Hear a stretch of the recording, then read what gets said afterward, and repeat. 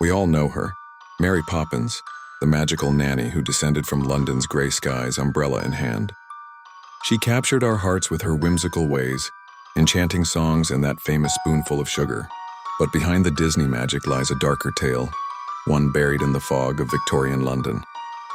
In the gaslit streets in the 1800s, where wealthy families employed stern-faced nannies dressed in pitch black, these weren't the singing, dancing caregivers we've come to love.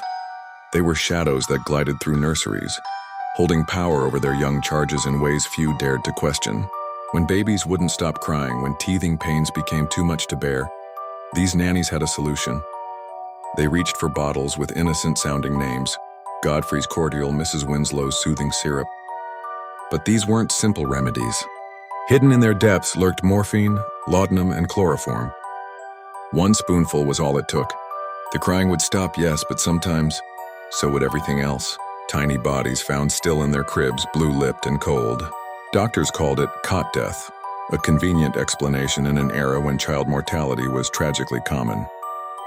Parents suspected the truth but remained silent. After all, who would question a respectable nanny? These women were like witches of Victorian society, wielding their deadly potions with calculated precision. Some whispered they were deliberate poisoners, culling the weak like gardeners pruning roses. Their power lay in that terrible choice. Which child would receive that fatal dose? When P.L. Travers, born in 1899, she would later create Mary Poppins. While growing up, she heard whispers of these rigid caretakers and their medicinal solutions. Look closely at her original Mary Poppins. She's not the warm Julie Andrews we know. She's vain, stern, sometimes cruel, appearing and vanishing without explanation or remorse. That famous spoonful of sugar? Perhaps it wasn't just about making medicine go down.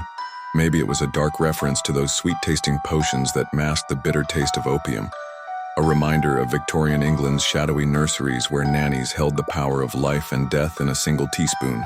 Next time you watch Mary Poppins, look a little closer. Behind that perfect smile and magical umbrella lurks the ghost of a darker truth, one that floated down from history's shadows, just like our beloved nanny herself.